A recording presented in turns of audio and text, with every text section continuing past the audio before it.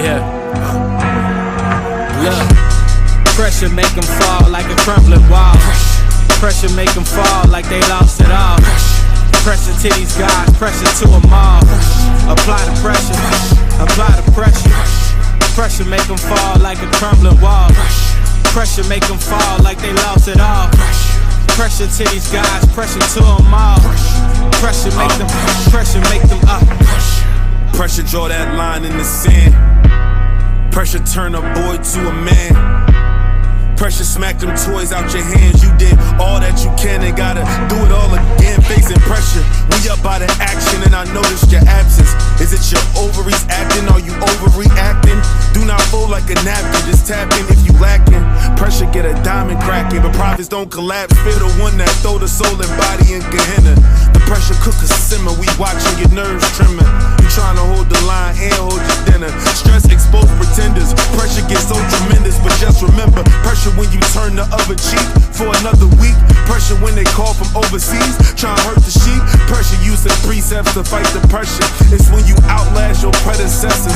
Heavy message, it's overtime and overdrive. You know the vibe. The booster feel is oversized. I'm powered by the sun. Solarized pressure mean protecting the team by any means. It's marching 1,000 deep through Cabrini Green. It ain't Peachy Keenan's visions. Deacons with swords, we can keep it watch. It's you and you on the corners feeding flocks. It's notifying every nation that had us in them stock and tell them it's time to hold this L like it's 3 o'clock.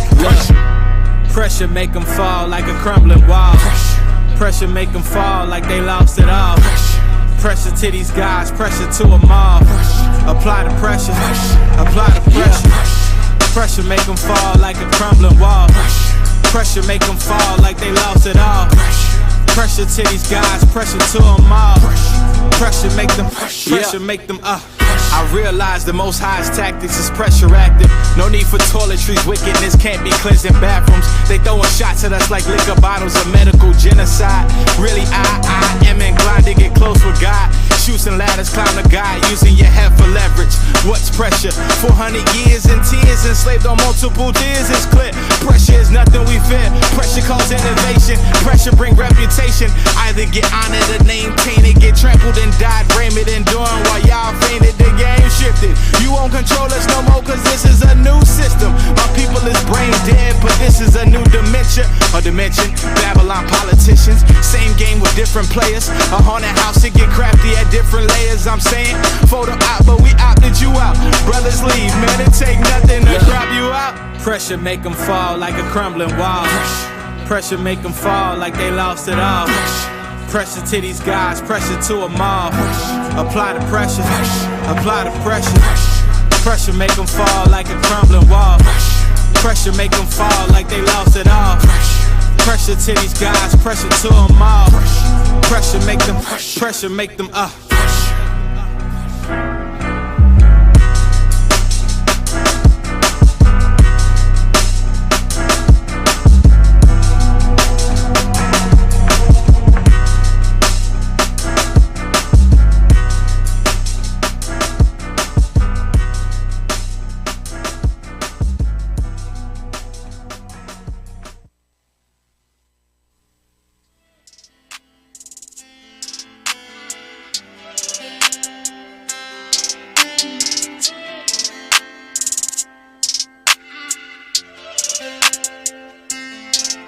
Yeah, this one is so wicked, it got my mind gone. But we been flipping through scriptures, it got my mind blown. And since we back on the mission with our forefathers' traditions, and we been painting the pictures like the time drawn.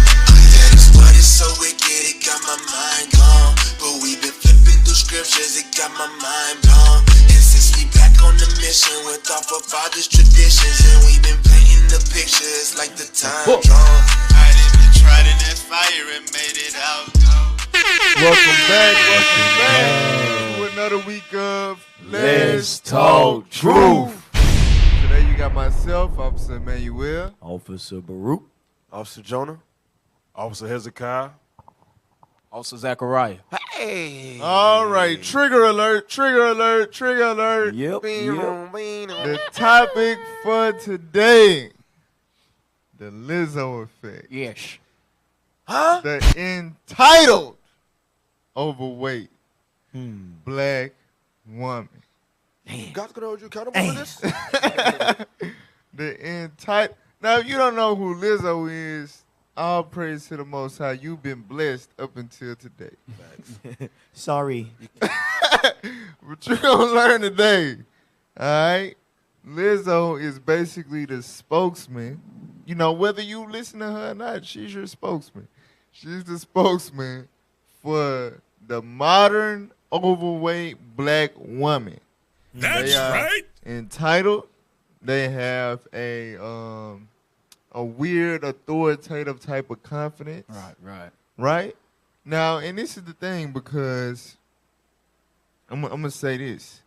It's wrong to insult, to bully people, right? It's not right. I grew up my whole life, I was short as hell.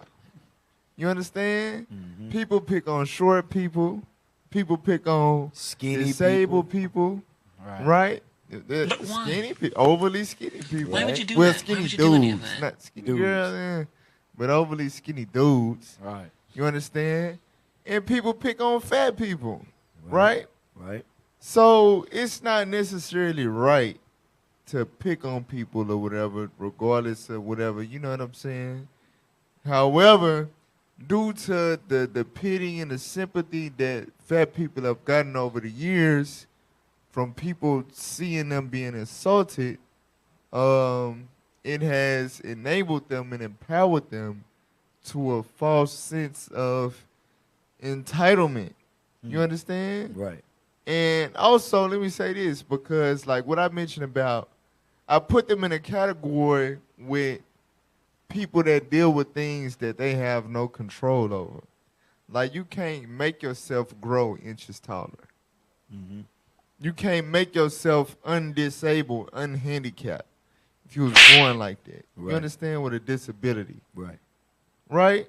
Now, if you're an overly skinny dude, yeah, you can eat, you can lift weights or whatever. You can control that.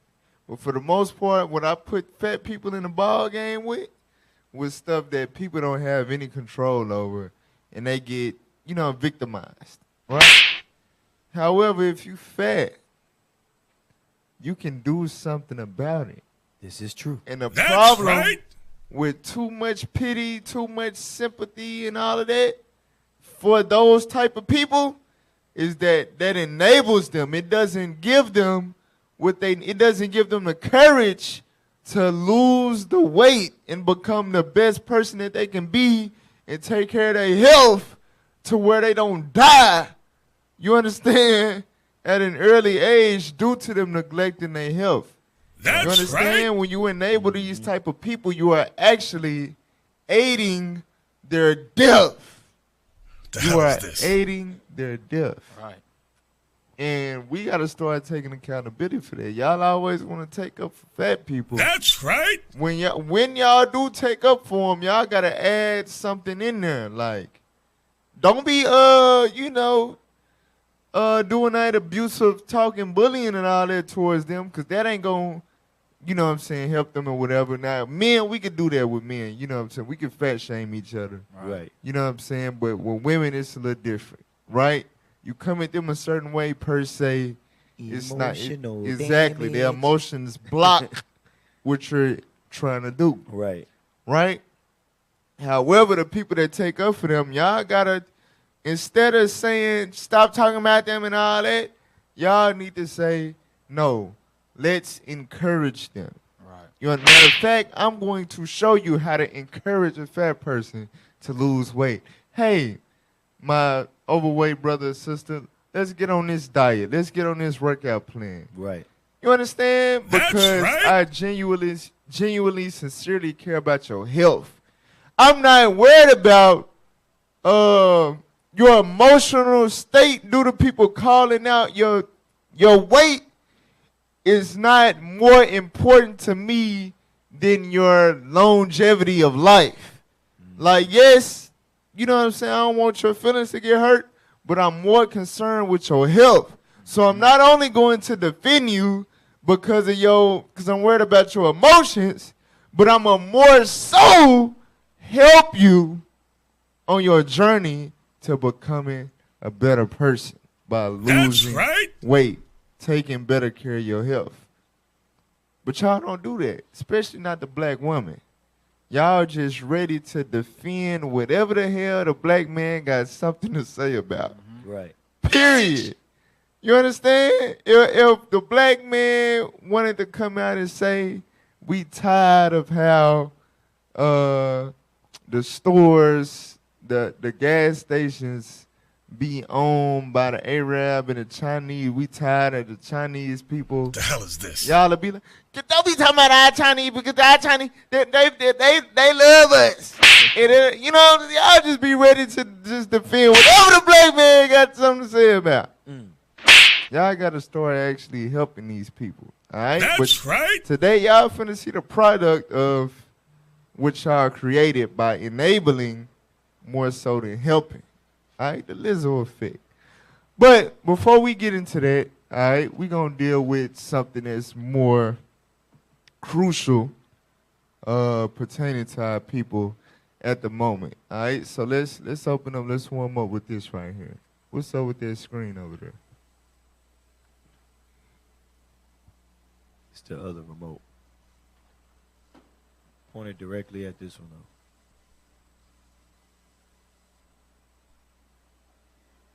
They called it Black Monday.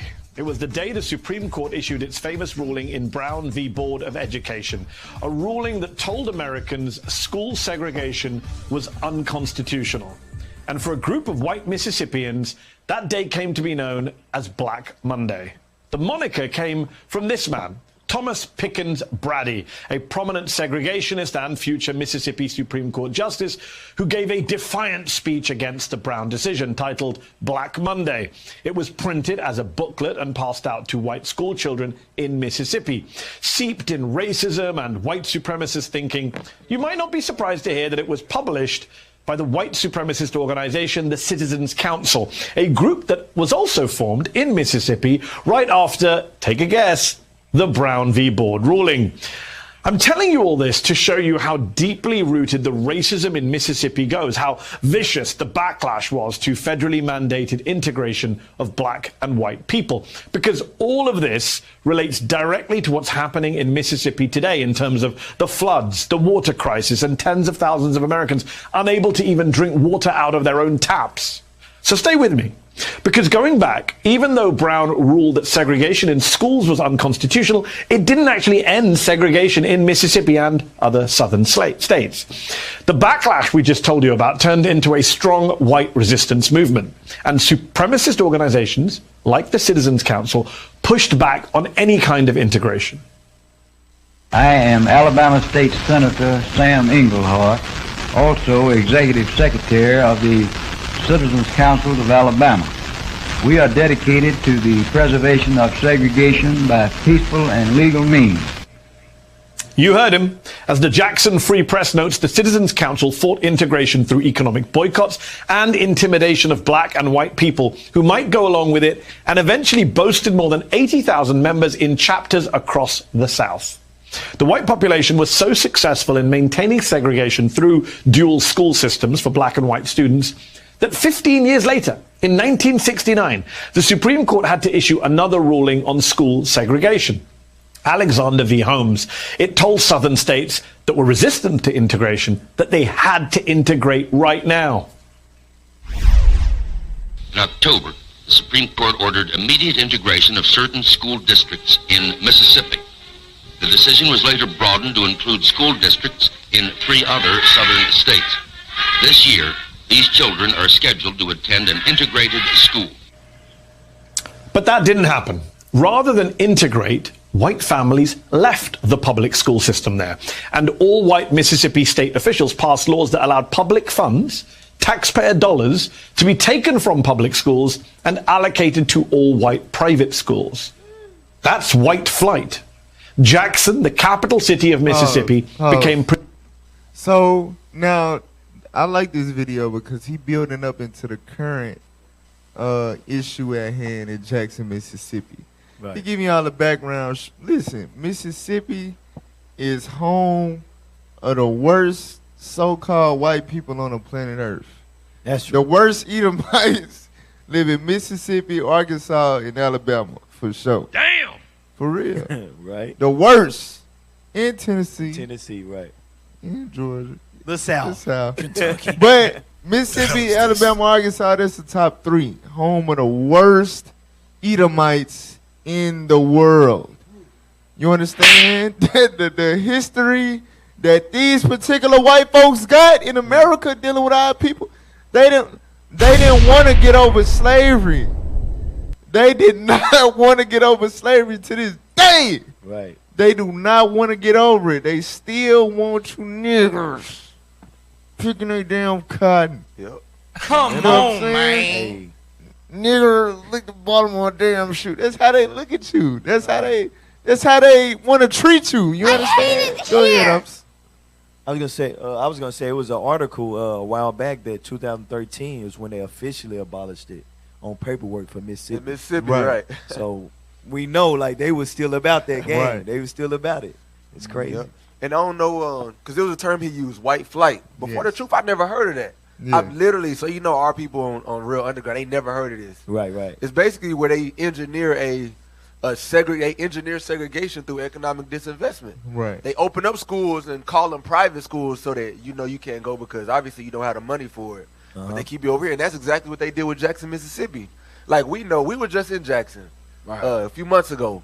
What was they posting? The water in the hotel. The water in the hotel that we was in was brown. The Hiltons. Exactly, and it's supposed to be the good hotel. Why? Because another thing, like Officer was hitting on, Jackson is 90% black. Jackson is the blackest city in America.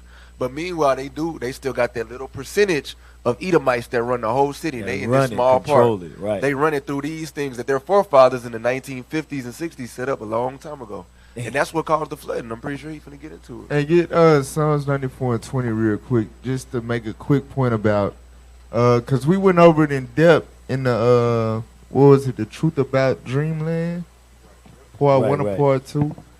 We went into it in depth dealing with the white flight and the red line and the stuff like that. Tactics that was used to keep segregation alive, and it's still alive to this day. I want y'all to pay attention to what the man said. The man said that they was able to take public school dollars, because that's what you pay taxes for. That's what fund public school system, the public school transportation, the books, all of that, right? The stuff, the resources for the public schools. Private schools are supposed to be privately funded. That's why they're private schools. That's why they can dictate who can enroll and who cannot. You understand? Right. Mm-hmm. But they made a law that enabled private schools to take public funds in order for white people to go to school away from black people. Wow. The hell is this? They show you, man, you can't. They make the law. You are in captivity. They make the rule. They break their own rules and make new rules to say, nah, we not breaking it. We adding to it. Read what you got. The book of Psalms, chapter 94 and verse 20. Come on. Shall the throne of iniquity have fellowship with thee? The throne of iniquity is talking about the devil. All right, the so-called white man. Come on. Which frameth mischief by a law. They frame mischief by a law. Right? They have the control. They have the power by making laws. They are able to oppress you. They are able to enforce racism, classism, prejudice, all of these things they are able to enforce by making laws. Black people, we not able to do that. All we can do is run our mouth. They make the laws. They make the rules. That's why the world is set up how it is today, even though slavery is abolished and all of that. Yeah. Segregation, racism, how they still over you in all things is because they put laws in place that are still in effect to this day. Go ahead. In other words, it's a fixed fight. they already 10 steps ahead. They are say, okay, so we gotta. It's like if I say we got 2 kids right here, right? I give one of them some money and I don't give the other one money, and I say, okay, whoever has money, it don't matter. I'm not racist. Whoever got the money, buy this. But it's like you didn't even give me no money. Well, that's just how it is. That's the society we live in. Exactly. All right, go back to the video.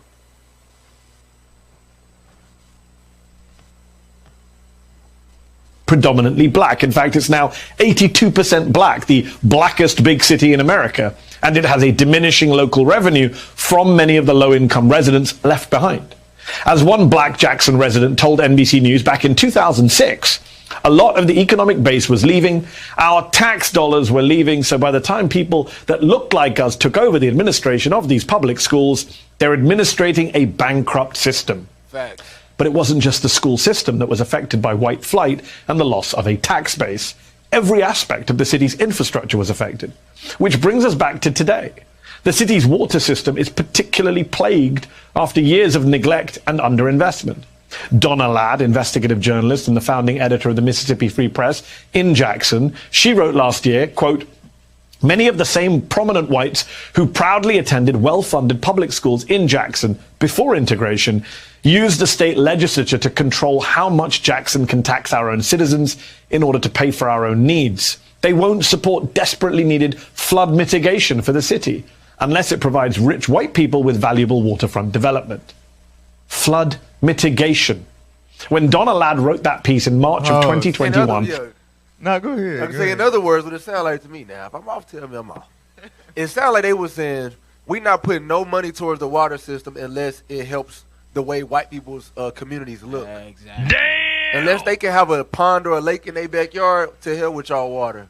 We're going to keep it brown. That's what it sounded like. The hell is this? And also, that's correct. And also, that it's deeper than just, it's deeper. It started with the perpetual hatred. Right.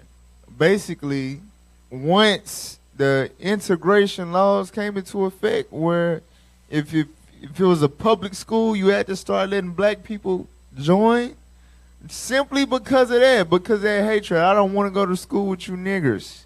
They changed the tax laws, right, to benefit them or whatever, and that affected down the line the tax dollars that went to the eventually predominantly black community because of white flight. Meaning what? If white people was like, nah, you know, we don't like you niggers, but we gonna stay in Jackson because we love Jackson. Jackson will be all right today. But because of white flight and they got the hell up out of there because they wanted to get away from us niggers, the tax system and all of that, the way that they left it, by the time white people got on down to where black people ain't had no choice but to get in office, they didn't have nothing to work with. Damn. Right. They didn't have no funds to work with to fix all of these problems. We go into the politicians like, hey, we need this and we that, we got this crisis, that crisis, and the face of the person that we're complaining to is now black. Exactly. But the white man created that. But you basically threw a rock and then ran. Yep. You know what I'm saying? Right. Threw the rock and I'm telling you, this is America. It's him, Mr. Black Mayor. It's his fault. Exactly. This is America. And that's how and it eventually, all of that, just the petty, I don't want to be around you niggers, led to no water for black people in Jackson. Indefinitely. Indefinitely. God is not going to hold you guilty for that? A chief thing in life. They are deprived of that, simply rooted in the fact that white people wanted to get the hell away from black people. I got a precept. What you about to say, officer? And then what's so cold, the white man seen this coming years before Exactly. this. That's why they allowed the black man to win. Yep, that's why they let so many black people move into Jackson. Exactly. Yeah, go ahead. They see the take it over. destruction Take coming. it over. And then they ran like the officer said. Can I get Isaiah 14, verse 21? Because this is what our people love to say. That was back then. Why you trying to blame these people now? Why? Because their children reap the same benefits today, just like our people reap the same destruction of our forefathers from back then. All of it was inherited. The poverty was inherited. The lack of water was inherited, just like their riches was inherited. That's why the scriptures say this. The book of Isaiah, chapter 14, verse 21. Come on. Prepare slaughter for his children, for the iniquity of their fathers. Why? Because the children reap the benefit of the fathers. Why can't they reap that slaughter as well? They watching us suffer right now in Jackson. Damn. Why? Because the governor of Mississippi is an Edomite man. You telling me that America can send $1 billion to Ukraine? America can send this much money to Taiwan, this much money for this. The Detroit Pistons get a new arena. Flint still don't got clean water. Right. These things, they can't say we don't have the money to fix it, but what they showing you is the economic disinvestment and their engineering of poverty in our communities. Right? That they do not rise, nor possess the land, nor fill the face of the world with cities. That's why the Lord going to destroy them. That's all I wanted. Hey, get Sirach 37 and verse 9.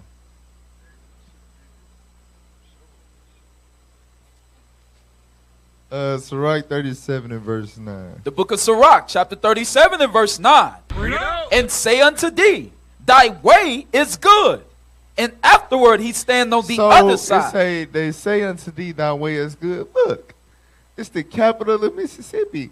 And y'all got it. Look, y'all got it. Black man, predominantly black schools. Right. Y'all got it. Black power. Go ahead. Marching band. And afterward he stand on the other side to see what shall befall thee. Let's see what these niggers gonna do without water. Niggas from that Black City. You thirsty, ain't you, nigger? For real. That's the evil that we see in today. Set up. We fell for the okie doke, but we ain't had no choice. All right, go back to the video. Heavy storms in Jackson, Mississippi had led to a water crisis where residents had no water to flush their toilets, and not a single home in the city had access to safe drinking water. And just this past weekend, heavy rainfall and river flooding overwhelmed the water system infrastructure in the city again, contaminating the water and leading to yet another major water crisis. Listen to the state's right-wing Republican governor, Tate Reeves. Until it is fixed, it means we do not have reliable running water at scale. It means the city cannot produce enough water to fight fires, to reliably flush toilets, and to meet other critical needs. Please stay safe. Do not drink the water. Do not drink the water. This damn demon. Hey. What do you guys say, officer? Our people don't, and I was watching Escaping the Plantation. Shout out to Cap and the officers, man. They went into, they live in Jackson. They know what's going on, right? What's causing this flooding, what's really causing this flooding is they have a reservoir on the far side, the far side where the white people live. Whenever it rains and the water levels get too high on that side, they open their reservoirs and release all the water into the Pearl River. The Pearl River runs adjacent with the inner black communities in Jackson. And when that Pearl River overflows, it floods their community. Damn. And I just read an article. It says it was like August 25th. We're preparing to release the reservoirs again. So whenever it rains, they did it just this past. They're doing this. They're causing August it to the 25th, right? Yeah, that means they did that. Literally, they're the so-called, I'm gonna say Esau. Right. They're making it flood in Jackson due to the rain because they don't want the water filling up their part. That's literally what's happening out there. Right, that's but crazy. The governor didn't mention nothing. He's like, we just know it's gonna be flooding. We're not gonna be able to put out fires. Stay safe. Stay safe. All right, y'all, I'm out. Basically, he's saying we're not going in that area. Right, y'all stay safe. We can't put out y'all fires. We're not gonna go over there. Yep. Wicked, man. All right, I'm finna lay a couple of terms on y'all real quick. Go to the IT page and pull up the Collins Dictionary link first. So, and you see on the news clip, put the news clip up, just that paused image right there. Put that on the screen and take the disclaimer off real quick, if possible.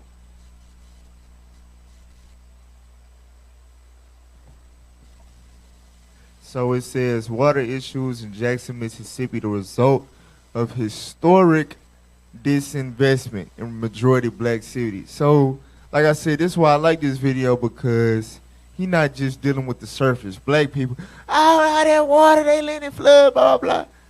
He's showing you this stuff go back centuries ago. You understand? That's right.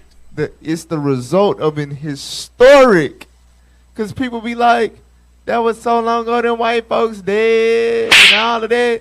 But we say it all the time. They descendants are reaping the benefits of the evils of slavery, of sharecropping, you know, all the historical oppressions that our people did. They not, if they was to give reparations in order to make up for it, it would be a different story. Right. But it's proof that they still got the same hatred, because they don't got no sign of repairing.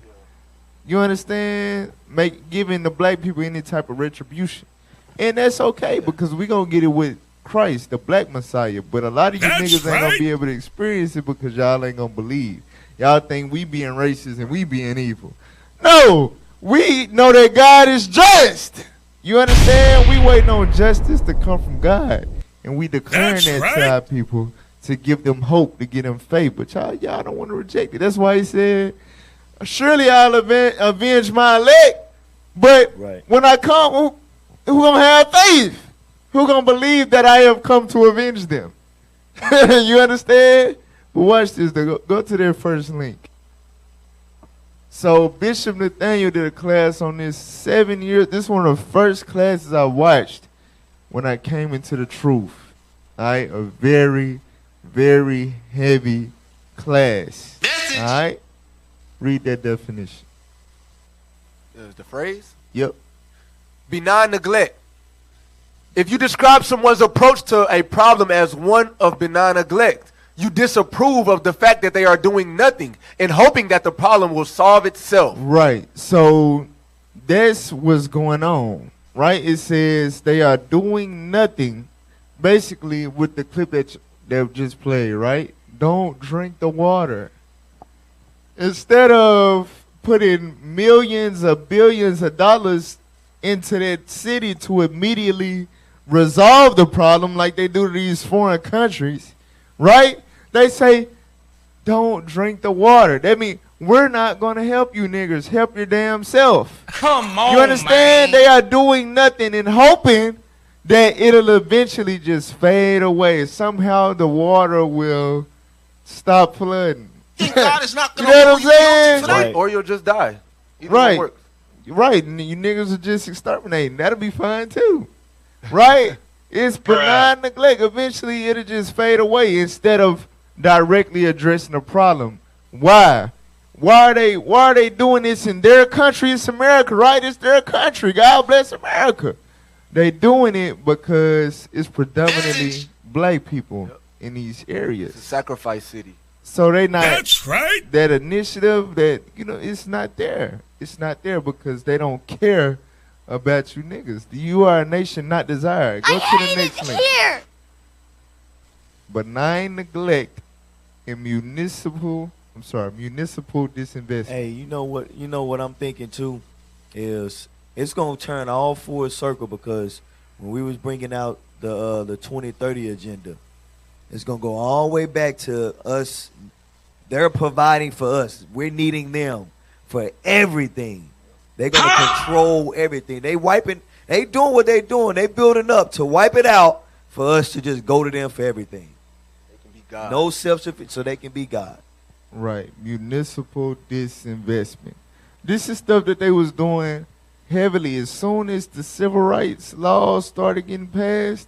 This is the type of stuff that they put in place to further perpetuate segregation, right? And when I say segregation, I'm not talking about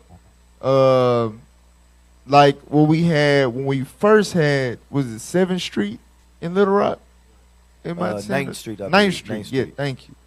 9th Street in Little Rock, where black people was doing their own thing in their area, thriving, and white people do their own thing. No. That's not the segregation that white people fight for.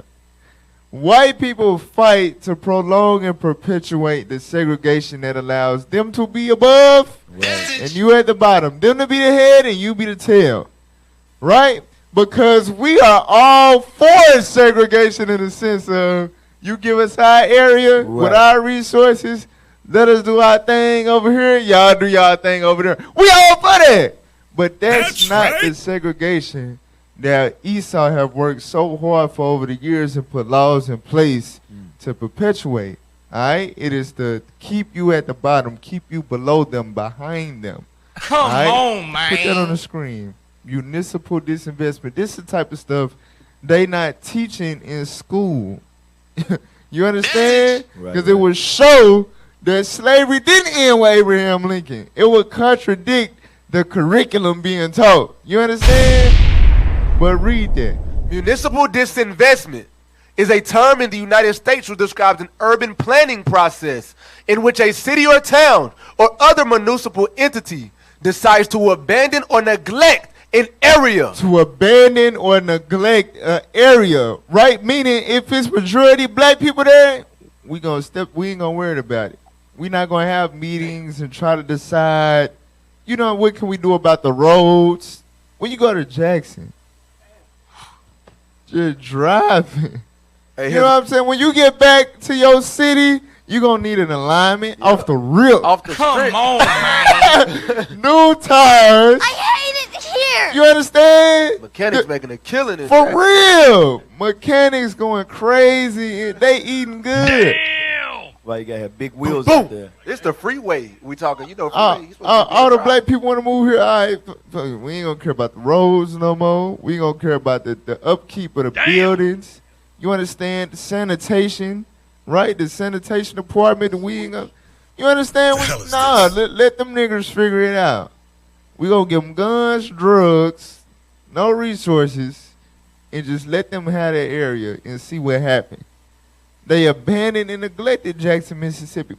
Mississippi is a white state, a white Republican Confederate state. The capital is Jackson, and it's 80-some% black. Come on, man. How? Because white people saw all the black people being able to move in and the integration laws being passed, and they said, we're up out of here. We out of here. We gonna let you niggas. Let's see y'all to it. Damn! Keep reading. It can happen when a municipality is in a period of economic prosperity and sees that its poorest and most blighted communities are both the cheapest targets for revitalization as well as the areas with the greatest potential for improvement. Right. So going into what's the term? What they doing in Little Rock? Gentrification. All right, go ahead. It is when a city is facing urban decay and chooses to allocate fewer resources to the poorest communities or communities with less political power. And disenfranchised neighborhoods are slated for demolition. For what? Demolition. For what? Demolition. Relocation. Relocation and eventual replacement. That's exactly what Officer Baruch was just talking about. That's what they want. We gonna let you niggers get to the point where you have to complete 1,000% rely on us. So now basically what? Jackson, Mississippi, we gonna let it get to the point where it decay and decay and decay, and everything becomes of extremely low value, and we come and buy up everything from y'all niggas, and kick y'all ass out, and now we got so much money to invest and turn it into a damn utopia. It's chess. This is really crazy. It's chess. Hey. For real. Jackson, 85% black now. That's not for it to be set up to eventually thrive and become a black mecca. No.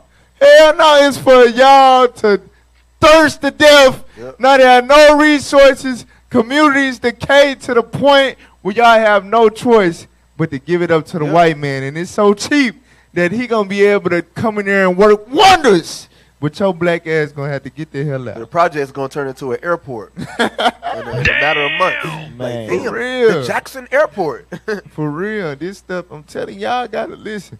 stuff be way deeper than the surface. It is. You got to think about this, officer. 'Cause we mentioned Flint, this and that. Flint is nothing compared to what they've done here. This is going to be the prototype for other cities and in these other towns, in these other states that want to do the same thing. They're going to say, hey, and we've talked about it. For Negroes think they can fight against the white man, all they got to do is shut your damn water off.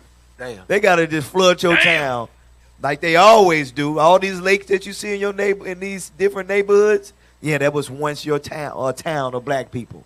Yep. They flood it out and they move you away. They might be trying to do the same thing to Jackson, man. Real talk. So put it underground. Benign neglect and municipal disinvestment. You understand? These are the two things, the key things that actually led to the water crisis in Jackson, Mississippi. Don't let them fool you. Oh, the water reservoir. What's going on? And all of a sudden, no.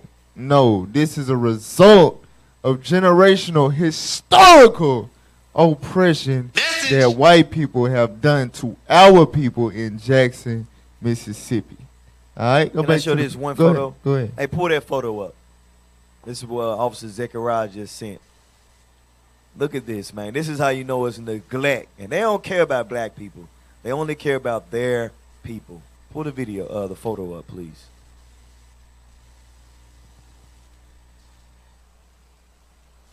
This photo right here. Pull it up. Read that.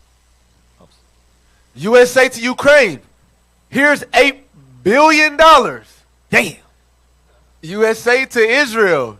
Here's $3 billion. I don't know. $3 billion. $3 million. Too damn much money. 3.3 billion. Okay, Right. 3.3. Hey, this is a result of slavery. Hey, but the U.S. don't got no money. Right. Here, U.S. to Taiwan. Here's $1 billion. U.S. to Mississippi. Don't drink the water. This is crazy. Damn. Now, mind you, Ukraine, thousands of miles away. Israel, thousands The other of miles side of the away. world. The other side of the world. Come The on, descendants man. are right here, though, but that land over there. Right. Thousand miles away. Taiwan, thousand miles away. Mississippi is a part of you. It's here. It's home. Hey. You understand? For it's like let me see, like the ankle. Like Mississippi's at the bottom of the map. It's like the ankles of the United States of America. Shit, it might be more than an ankle back in slavery days. It was probably a pivotal moment right then. Like, hey, this is where the money coming from right here. Right. It was the cotton capital of the world. Yeah. Cotton capital of the world, Craig. For real, though. Exactly. The world. So they got bread. They got bread for sure, and that came from our labor. Right. It's really our money. Right. Give me my money. But nah. Hey, you all right, Sha. Here, Taiwan, take these niggers' money. Fake Jews, take the real Jews' money. Here go they reparations. Take it. Ukraine, take these niggers' money. Mississippi, where the niggers at? Don't drink that water, y'all. Over there, the devil, bro. Because look, how much is the total in the reparations? It would have probably been less than this, right? Yeah, you give them a little whatever million here. Give all the blacks $1 million is less than that. It probably would have been at least less than the Ukraine one. Right. So $8 billion. That's a lot of money. Take that. But this is the thing, because black people, you don't even gotta do the 40 acres in a mule amount. Black people be satisfied with a $20,000 check. Pay each. my house. You see how they Right, do the damn PPP loan? Stimulus. If you just gave every black household $20,000 each, they'll be satisfied. Damn. Esau ain't even gonna do that. They got it. They'll say y'all was never in slavery, but wait, you wasn't the slave master and all that. Yet you're still benefiting your society.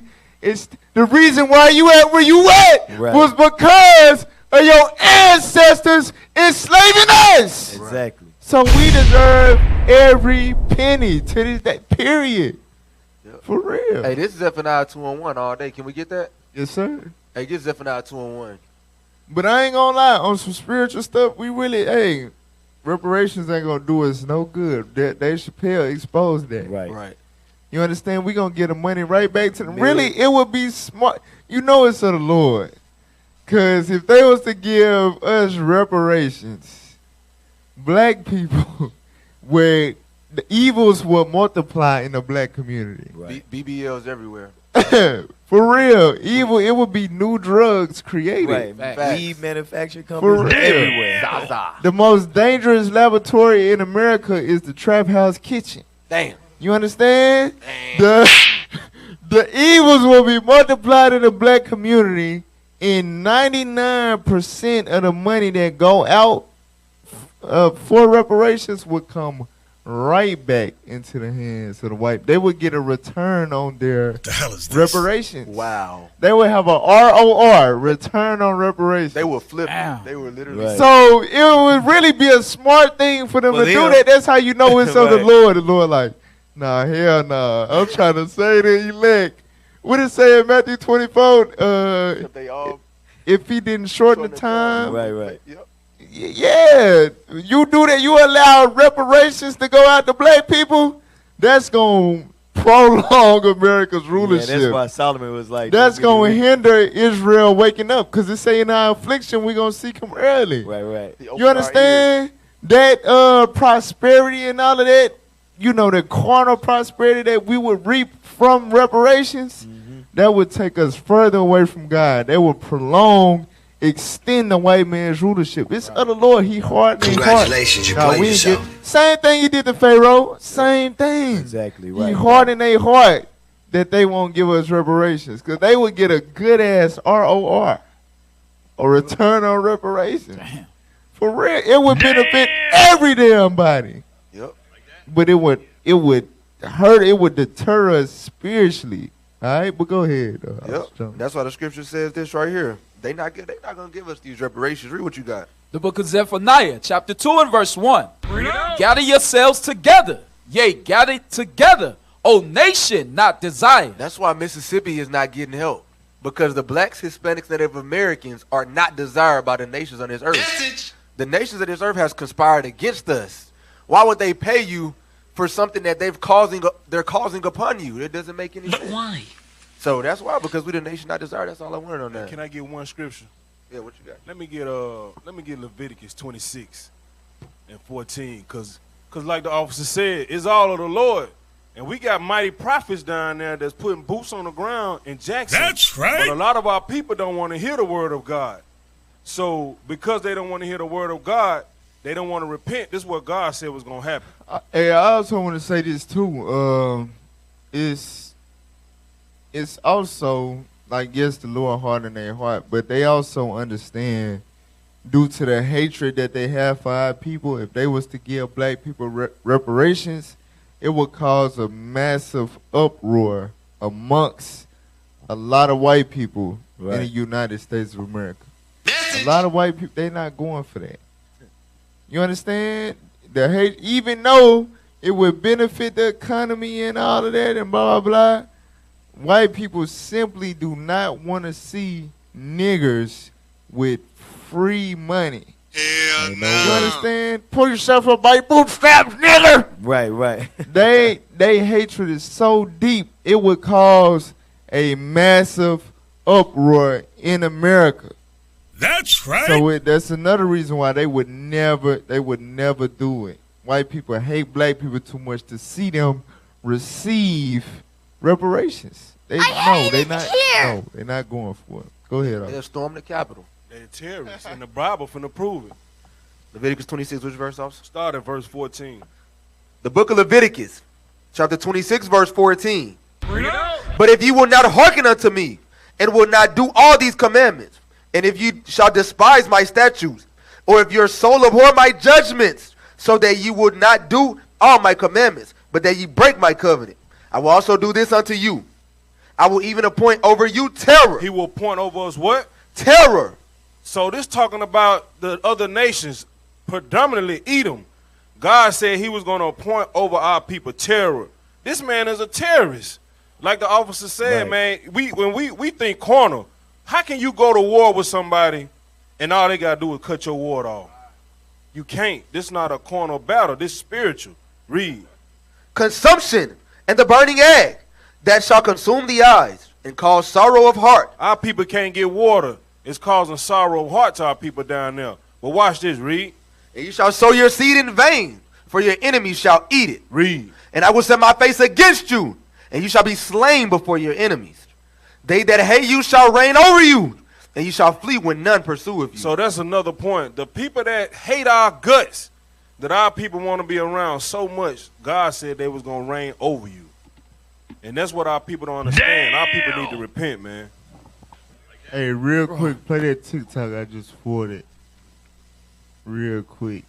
You know, we're going to wrap up this segment. Hey. Hey. Yeah. Hey. The water crisis in Jackson. Nah, it's real. We not even really just showing all the What is they doing with our tax dollars? You got the stuff that our people are actually going through right now, and what's going on in the stores, and you know what I'm saying? Just the visuals of the water crisis. We just dealing with the roots thereof. You understand? We just dealing with the evils that led up to it and whatnot. So I'm telling you, we could go the whole show on this thing. But I just want to show y'all that hatred is real. Listen to what this sister saying right here. She's a resident of Jackson, Mississippi. to pay a water bill, but you can't use the water. That don't make no sense. Go ahead. What is they doing with our tax dollars? You got to pay a water bill, but you can't use the water. That don't make no sense. I got $100 water bill I just paid, and I can't use the water. I am angry about this water crisis, because this don't make no sense. We ain't had no water for 2 months almost. So you can't afford to buy water when you don't fix that car, and nobody on this side of town is giving away any water. All the water being given away is out here on South, out there in South Jackson. I blame the city and the mayor. And everybody working downtown ain't doing their job. Because every time we turn around, we have this problem. This don't make no sense. What is they doing with our tax dollars? Hey, officer. You got to pay a water bill. You said it earlier, and she just proved it. She blamed the mayor, the black man. Yep. But the damn governor is heading that damn thing.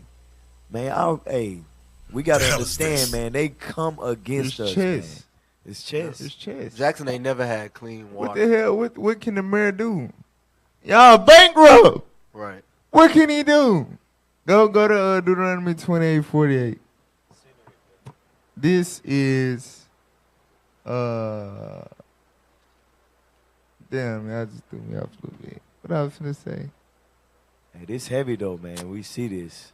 This is proof that we the Israelites. That was my thought. This is proof right. that we are the Israelites. The sister said, pay attention, don't lose. Remember why we just played the TikTok. All right? The sister said that they've been 2 months without water. And she just paid $100 water bill. Huh? Understand? They have been 2 months without water. Can't use the water. And she just paid a $100 water. That's a high-ass water bill. That's not a normal amount. That's no. You understand? I got a wife and 2 children, 4 people in my household. My water bill be like $40. Damn. You understand? Where you at? Where you at? $40. You killing me, man. For real. For her to have a $100 water bill, you can't use the water. They show you who's charging you that water bill. Read that scripture. Deuteronomy chapter 28, verse 48. Come on. Therefore shalt thou serve thine enemies. You shall serve who? Thine enemies. Your enemies. Do your enemies love you? Do your enemies like you? Are your enemies your people, your brothers? No. God said to the Israelites for their disobedience to him that he would cause them to serve who? Thine enemies. Your enemies. You ask a black person in Jackson, who your enemy? They be like, the devil, Satan, Lucifer. Not knowing what they saying. They not referring to the real enemy. They attributing you know what I'm saying, the enemy to a spiritual entity, which it is, but that spiritual entity has a human vessel. And that's what God is talking about in the scripture. You got to serve your enemies and what? Which the Lord shall send against thee. Come on. In hunger. When you get hungry, you got to go to these people. Come on. And in thirst. And in what? And in thirst. And for water. You have to go to eat. You got to depend on these people, whether they want to give it to you or not. You still got to go to them. Still got to pay them. Still got to break them off. Come on, man. So who's the real? Who would do such a thing?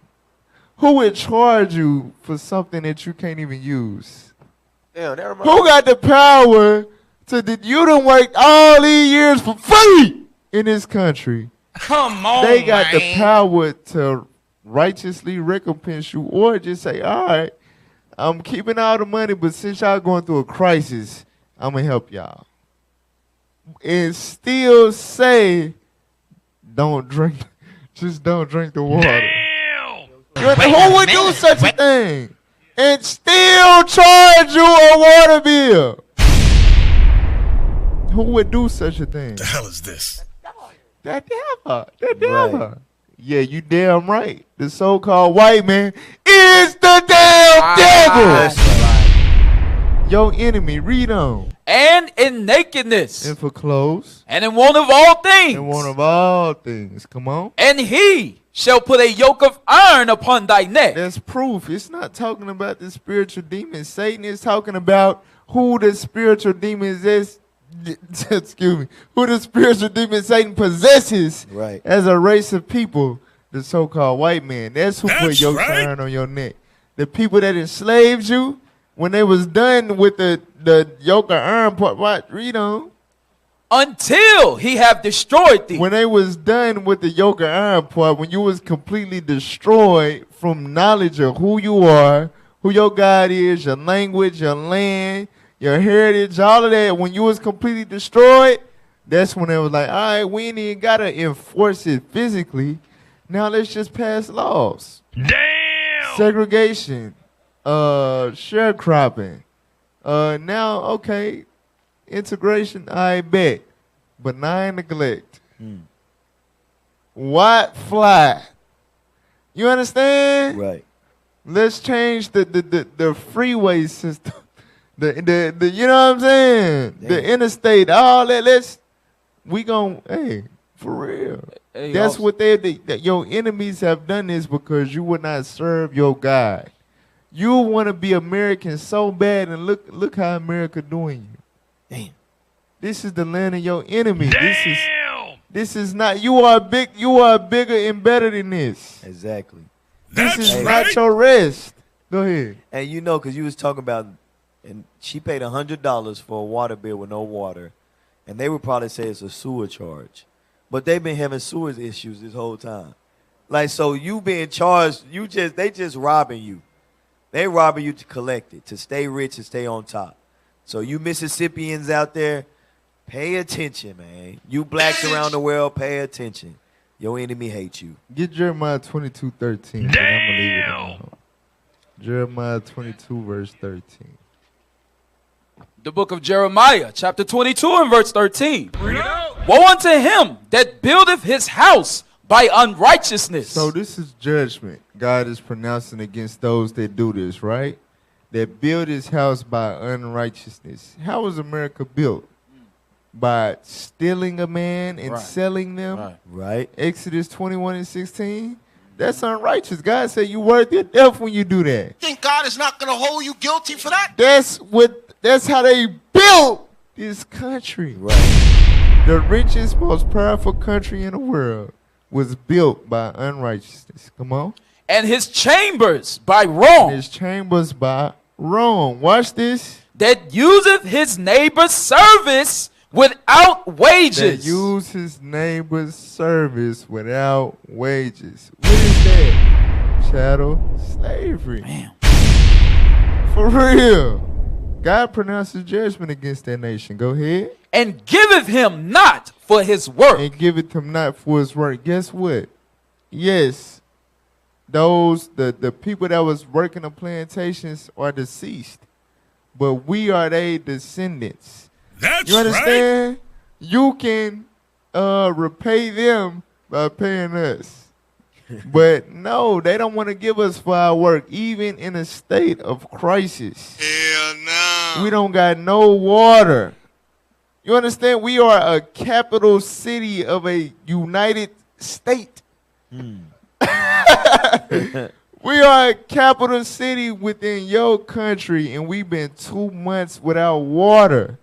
You telling me this that? Is an 85% black. 85% of the city is descendants of slaves, people that bust their ass day in and day out. Never got a penny from you. You can't get them no water. They won't. This nation gonna get judged, and these same type of black women, be Baptists and all type of Christian denomination, they gonna be trying to get the white man forgiveness. God said no, woe unto them. Woe unto them. Ain't no forgiveness for them. No repentance for them. Go ahead. God is not going to hold you guilty for that? Last comment. That show you, when the scriptures say no man shall redeem you, the conditions that our people in is nothing. There's no amount of money that our communities can spend to fix their water. They paying their bills, but the water's still dirty, showing what? We really cursed. We really oppressed. And we really seeking for a nation that cannot save us. That's right. Only person that can save us is Jesus Christ, the black Messiah. That's right. That's right. Message.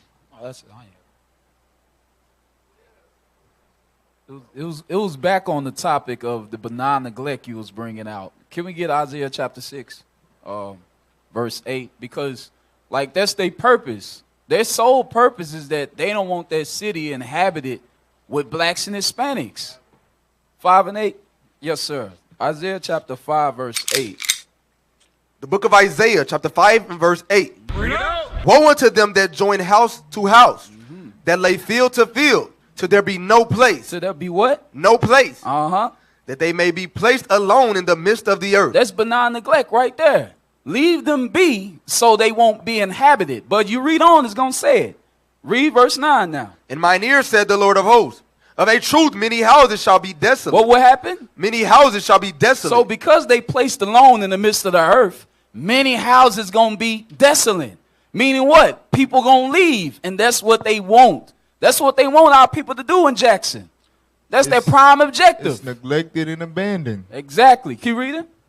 Even great and fair without inhabitants. Without inhabitants, meaning no one's going to be living there. So they can move in and gentrify the whole community. That's their purpose. That's all I had. All praise to the Most High. So look, that's the warm-up. Took up 50% of the show. All praise to the Most High God. Yeah, it should have been the showtime. I ain't gonna lie. I ain't gonna cap. Right. Officer John was like, blink, light went off. Right at the end. Let's warm up with this. Right before we started. And, hey, man, we barely really scratched the surface with the topic, man. Right. Like, we ain't showing y'all what's the suffering that our people going through in Jackson, Mississippi right now. You understand? For real, this is real. This is a result of historical people that's dead right now. Stuff that they started. Message. You understand? Y'all don't think God gonna judge their sons and daughters? Did you pull that in Isaiah 14? Think God is not going to hold you guilty for that? Yeah, you don't think judge? You don't think, man? Y'all dumb as y'all simple as hell. There's somebody somewhere thinking that, yeah, that's Jackson, that ain't us. That can happen to whatever city you in. Your city could be next. They do that. Right, y'all ain't see what happened in New Orleans? That's right. Y'all forgot about that, huh? That's benign neglect, though. Eventually, they're going to forget about it. It's going to fade away. You understand? That's benign neglect. For real, I'm telling you. But all praise to the Most High. We're going to take a quick little break. Then we're going to get into the topic. All right? Look, hey, you overweight black sisters, y'all damn near got spared. Y'all damn near got off. I almost forgot about you. Y'all, hey. All praise to the Most High. All praise. When kids think you forgot about their whooping and you pop up in the room. Yeah. What? You thought you was finna go night-night without the belt. No. No. All right, so we're going to take a quick break, and we're going to deal with the Lizzo Effect. All right, don't go nowhere. We're going to be right back with more on Let's Talk Truth. Shalom, this is Bishop Nathaniel of Israel United in Christ. I have an important message about your leaders in the Christian church. Your bishops, pastors, reverends, and ministers are all lying to you and leading you straight to damnation. The truth is, you so-called blacks, Latinos, and Native Americans are the biblical Israelites, according to Deuteronomy chapter 28. Jesus Christ is a black man with white wool hair, according to Revelation chapter 1. Verses 14 and 15. We as the Israelites must keep the commandments in the faith of Christ to receive salvation, as it is written in Revelation chapter 14, verse 12. I've challenged and debated Christian authorities all over the world on these issues. Not one of them has been able to negate this truth. Your pastors have led you astray, worshiping pagan holidays and false gods, just as in the days of old. So join us on our mission to restore the true nation of Israel before the decree goes forth. The work is plentiful, but the laborers are few. Visit our website at israelunite.org or call us at 855-484-4842 to learn more and visit our schools. Shalom.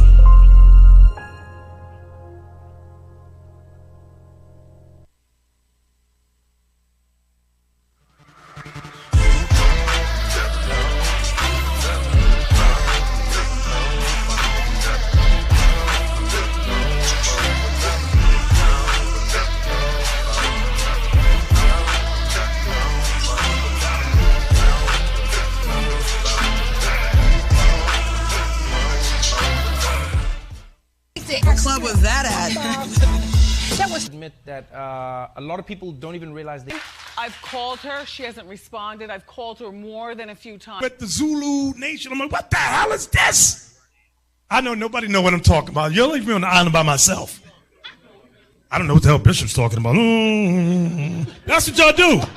Then after class, yeah, I knew what you were talking about. I just don't want to be caught out there. The hell is this? Get on my damn nerves. So read that again. 31.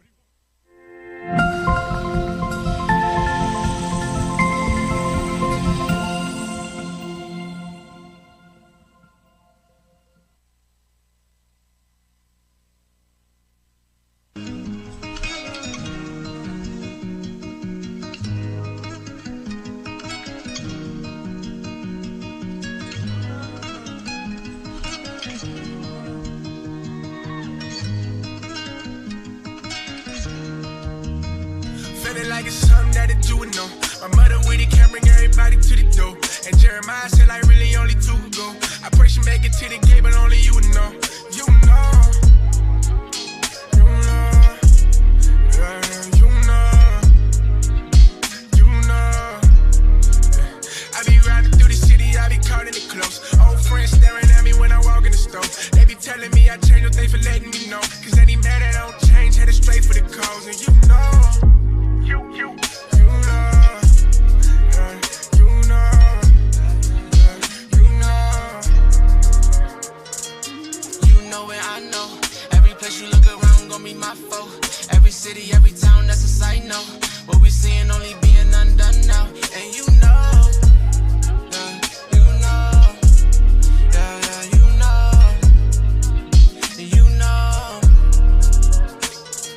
You know that I know. Gotta stay sane in the brain with them places that I go. Don't wanna die now. I got a voice in my head and now I just praise the most high though. Never should've played with us. Now they looking like they played with us. How it feel to know your time is up. I know it hurts for them to drink the cup. Know some brothers in the struggle trying to see through the pain. I just gotta keep it honest so the people relate. And I don't fight a lot of problems trying to keep them away. We coming right up from the bottom trying to reach for the gates. And you know.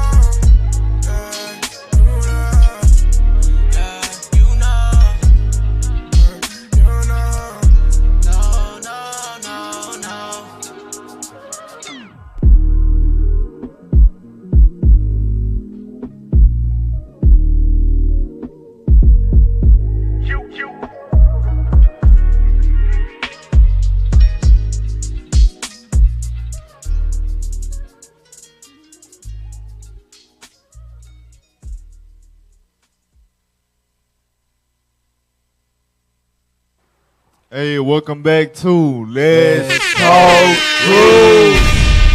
All right, now we finna get into the topic at hand for the day. It's a big topic. Damn! It is a big deal. Man, bust over my line, man. It's heavy. It's heavy. It's a heavy topic. Heavy topic. Matter of fact, it's a loaded topic. Yep. That's right. Okay. I'll pick. No! Jonah hater, No! man. You tried it. Hey, Jonah hater, man. Come on, man. Jonah, what's the big deal, Come bro? on, man. Damn. All right, let me quit. All right. Help. Get some help. All right. So the topic for today is the Lizzo Effect, the entitled overweight black woman. All right. So who is Lizzo? What we talking about? Blah blah. Let's get into it. All right. We got a short amount of time. Lizzo. Yeah, we're going to, yeah. There we go. We're going to hear it from him. He going to tell who she is. Somebody that actually make good music, man. Lizzo. Lizzo? Yeah, bro. Have you heard her shit, yo? Like as a songwriter, yo. Pause. I Pause. So Lizzo is a musician, right? I wouldn't call it R&B. I wouldn't call it rap. Pop. Okay. Pop. So she's a black. She's a black pop artist. It's heavy pop. Not like a bubble like a pop. she's a heavy pop artist, right? So it sounds like the interviewer kind of trolled a little bit. He said, if I ain't anything, Lizzo. You know who makes some good music? Lizzo. The instigator. Hey, the interviewer there, he started it, bro. So go back a couple seconds. Let's see this comedian. Now you know you can see, and this the problem. This why I don't understand people, right? When you allow comedians to speak on certain things, you gotta. This is their career. This is how they get paid. You gotta expect for them to say things that will be hurtful, but it's in the name of comedy. You understand? It's really not hurtful. It's just a joke. Right. Why so serious? You know what I'm saying? Right. But no, they trying to cancel this brother. Lighten up a bit. Because what he had to say about Lizzo as a comedian. Play on. Like as a songwriter, yo. I can't get past the fact that she looks like the shit emoji. She got a very pretty face, but she keeps showing her body off, nigga. Like, come on. See, look, he really being nice. Because he really capping. He had to say that to, like, throw salt on the wound. So, comic relief. Because he said she got a pretty face. Right. Cap. Come on. She said it. Go back. He said it. Go back. Go back. He said lied. she got a really pretty face. He lied. And See, just from him saying that, it should have been forgiveness. You understand? It should have been, oh, okay. For him to say that, we ain't even going to worry about everything else. You know what I'm saying? Because he didn't have to say that because technically. He lied. Right. Play the video. That man told a true man a lie at the same time. Can't get past the fact that she looks like the shit emoji. She got a very pretty face, but she keeps showing her body off, nigga. Like, come on, man. Come on, yo. I'm sorry, listen, I ain't the most in shape nigga in the world, but I still, you know, when you funny and you got swagger and confidence and you decent looking, I think I'm at least handsome, you get pussy. But a woman that's built like a plate of mashed potatoes is in trouble. You know what kills me about women is the hypocrisy and the contradiction. Yes, queen, slay, queen. Yes, queen, slay. Yeah, girl, your confidence. Fuck diabetes. Fuck heart problems. Yo, you know somebody that actually. Hey, man, where's your big girlfriend now? Hey, y'all all right? He on point. Right. He is on point. So I'm going to address the two things he said. He said, yeah, when you're a man, get Sirach 36:21. When you're a man, you could be a little overweight, out of shape. Now, it's still not good. You still face health issues and all of that. But guess what? If you funny, you got personality. You got, what do you say, swag. Right. You still gonna get women. You know what I'm saying? However, if you a woman that's shaped like a plate of mashed potatoes, not the powder mashed potato you mix with the water and it be smooth, the clumpy one, like the from the actual when you make it from actual fresh, potatoes and it be clumpy. That first hit. That's how when you shape like that, you in trouble. Trouble. Michelin man. She got a $12 million net worth. Guess what? She's still in trouble. Damn. She's still in trouble. Watch this. Read this scripture. The book of Sirach, chapter 36, verse 21. A woman will receive every man. Why? Because when we was in our land, when we was still, within our when we was in our land and we was able to regulate marriage how God intended it for it to be, the fathers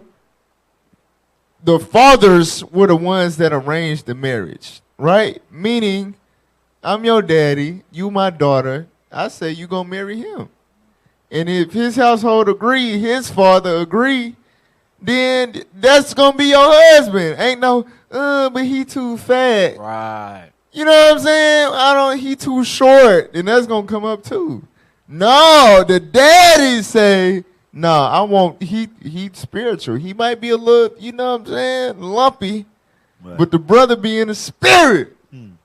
Guess what? As a woman, you was gonna have to receive that man. You understand? Whoever your father appointed you to, you had to receive that man. You understand? But read on. Yet is one daughter better than another. But on the flip side, it's not the same. You understand? It wasn't set up to where you get whatever woman. You know what I'm saying? If her daddy said you gotta marry her, then that's what it is. No. Nah, I want my son to have the best thing out there. You understand? Right. I'm not gonna allow my son to settle for a bubble waiting to pop and bust and pull out puss. Yeah, you understand? That's right. A walking bull. No. For real. And this scripture still applies to today in the sense that really, because, it's a lot of successful black men that, got bad features. It is what it is. You know what I'm saying?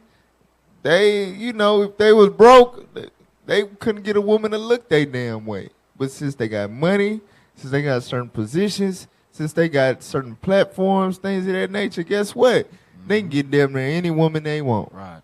You understand? And women think, because Babylon teach them, 50-50 gender equality, they think that equates.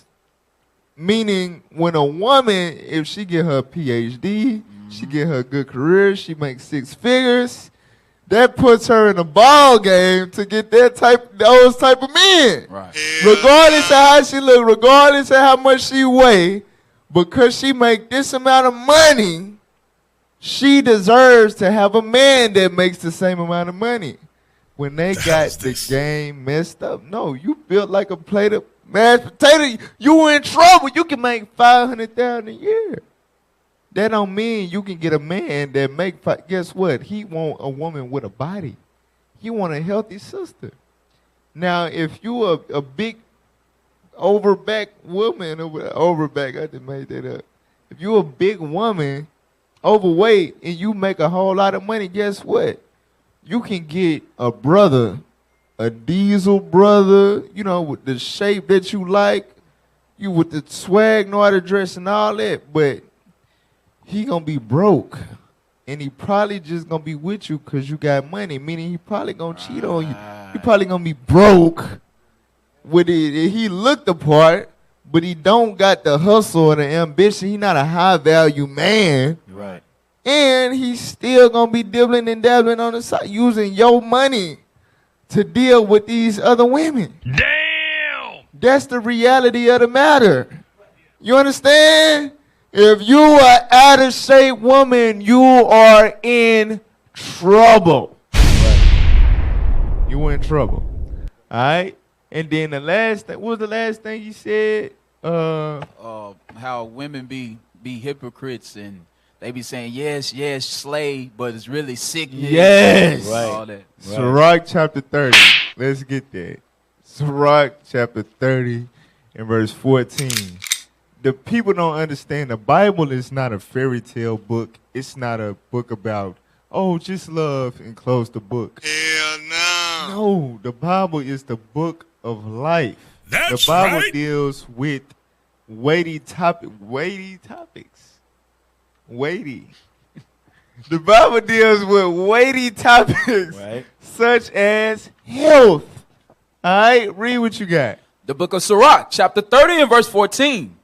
Better is the poor being sound and strong of constitution than a rich man that is afflicted in his body. Right. So better is, you know what I'm saying, the sister that, you know, live in a regular apartment, live a regular life or whatever, well, poor, but she's in shape, then Lizzo with a $12 million net worth, mansions, nice cars, but is dealing with a actual mental disorder, obesity. Damn. Obesity is a real mental disorder. It's beyond. It's not just about being big. It's something wrong with your mind if you allow yourself to get to that state of body. You understand? And believe it or not, whether you know they want to broadcast it or not, those people are afflicted in their body. Every day that they wake up, is something wrong. It's something uncomfortable. You got the things that they have to do to properly bathe. The things that they have to do to put clothes on. Man. The lifting.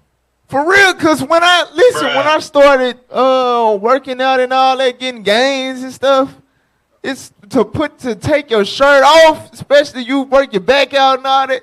You take your shirt off, your lats, you know what I'm saying? That man, I be needing help. If my shirt wet, like if I was sweating, I be needing my wife to help me take my shirt off. Right. You understand? Just imagine what fat people have to do to put clothes on. Like a real fat person. How do they put socks on? How do they do that? How they wash their back? Come on, man. How do they put socks on? How do you read? Listen, I can't stand up and put on socks. I'm not flexible. Like, you know what I'm saying? I got to sit down to put on socks. What do they do? You understand? Question. How do they do How do it? they tie their shoes? How do they do it? Read on. I'm sorry. Verse 15. Health and good estate of body are above all gold. That's thus saith the Lord. Health in a good estate of body. That's Health right. in a good estate of body. Read. And a strong body above infinite wealth. Read. There is no riches above a sound body. Come on. And no joy above the joy of the heart. Right. So when you're healthy, you understand it's not only about your outer appearance. It affects the joy of your mind. And Lizzo is going to be proof of this. Right. I want y'all to understand. When you are overweight, you obese, you let yourself go, that fuels depression. That's why it's in the verses later down. When you get down to verse 21, I'm saying when afflict yourself not in your own counsel and all that, it's in that context for a reason. Right. Health issues lead to mental issues. Right. You understand? For real. A lot of depression and stuff like that is rooted in bad That's health. right. Understand that. So that's the brother was on point. He was like, y'all trying to encourage her. Y'all really enabling her. Slave queen, yes. Well, y'all don't care if her arteries clog up and she stroke out tomorrow. Y'all don't care if she get hit with the diabetes diagnosis because y'all telling her to slay. You understand? Y'all literally slaying her. That's murder. you enabling a person instead of correcting them. You know what I'm saying? Encouraging them to do better by themselves. Think God is not going to hold you guilty for that? That's murder. We gotta stop doing that within the so-called black community. We have to. What you finna say, Ops? Nah, just so basically what you're saying is, by you not just telling that person who you say you love, just don't eat. Just take it easy. Don't eat so much. Let's try a diet. I want to see you alive. You're actually, by not doing that, you're killing that person. You really have to think of it that serious. I know you trying to think about their feelings. You're trying to spare them because it's like, dang, but I know he or she's gonna get mad. I don't want to cause no waves. But when they die, then what? All right. You're gonna wish you said something. That's right. Get that real quick in Proverbs 27 and verse 5. Verses 5 and 6. The book of Proverbs, chapter 27 and verse 5. Open rebuke is better than secret love. Right. So no, it's a time to where you gotta let people know what's up, man. God said that's better than you secretly wishing that they would get their stuff together. Nah, you gotta let them know. Open rebuke. You understand? Hey, that's right. Listen, I'm concerned about your health. This overweight, this is a problem. That is against the scriptures. You understand? You are not supposed to neglect your health. Thus said the Lord. Hell no. Read on. Faithful are the wounds of a friend. What the Bible say? Faithful are the wounds of a friend. You know how heavy this scripture is?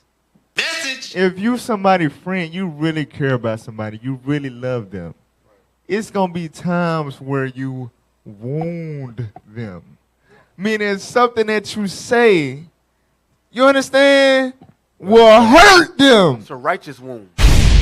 Exactly. It hurts them for their benefit. It's faith. It's out of good faith. I'm saying this because ultimately this is to help you, to build you up, to edify you. You understand? Right. I'm not hurting you to harm you. I'm hurting you to help you. Meaning, I know this is going to hurt you emotionally, but spiritually, this is what you need. That's only a faithful friend gonna do that. A fake ass friend, they not gonna keep it real with you. Hell no. You don't got, listen, that person you think your friend, they not your real friend. They ain't never gave you no wound. They ain't never said nothing to you that hurt your feelings. You understand? Meaning in the flesh. Like, they hurt my pride. But that helped my spirit. I needed that. Right. It hurt to hear it, but I needed that. If you ain't got no friend that made you do that, you don't. That's not a real friend. It's not. Read on.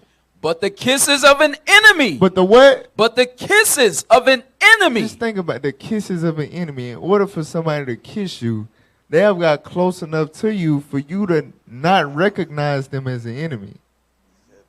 You think they're your friend. Right. That's how they are able to kiss you.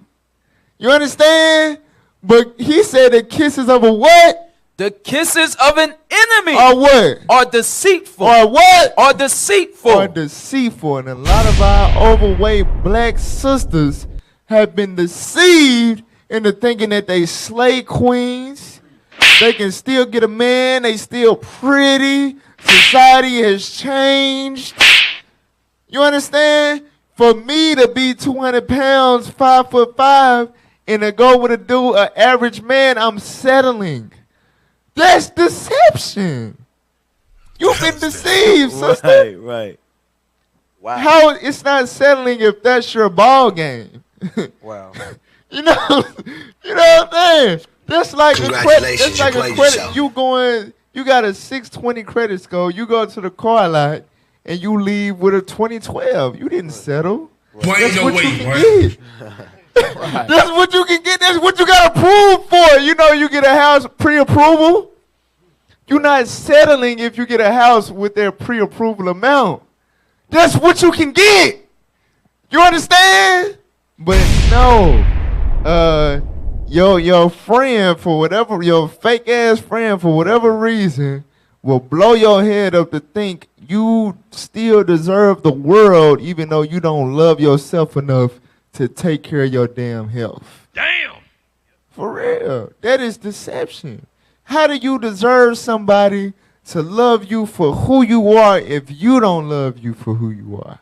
What the hell is this? It's deception. We gotta stop doing that. What you gonna say, Alf? This show you a real friend right here. If you overweight, this should be blowing your mind. These scriptures should really be blowing your mind, freaking your tradition out. For real. Because the scriptures tell you this how you know rebuke is love, because it says open rebuke is better than secret love.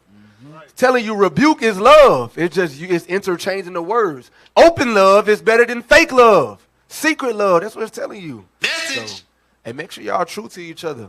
That's all I wanted to know. Yep, keep it 1,000, man. So y'all, now the clip with the brother, I don't think men generally had a problem. You know, the gay men, all that, the LGBT community, whatever, Right. in simps. But for real men, they like, you know, he's a comedian. He can say somebody look like a shit emoji and a plate of mashed potatoes. He's a comedian. That's what he do. We paid to see him say stuff like that, right? That's why the dude got an interview on him. So, I mean, what he's saying is true, and yet the insults, it was in a joking context. So, I mean, but the world is trying to cancel that brother. When it's something else that nigga did man, that he need to be canceled for. They ain't talking about that. They ain't talking about this. But it is kind of funny how that came out after this. You see what I'm saying? You got to think about that too, because that shit was old. Tiffany Haddish, she don't look like that no more. That video, you know what I'm saying? That was old, but it's coming out now after he, you know, speak out against somebody that's at the forefront of an agenda. All right, so let's meet Lizzo. This was her response to the brother comments. Lizzo. Indirectly, I guess you could say. Lizzo calls out body shamers during VMA's acceptance speech. I'm winning. Come on. You on a video? Yeah, it's a video at the bottom. You can read though. You can read.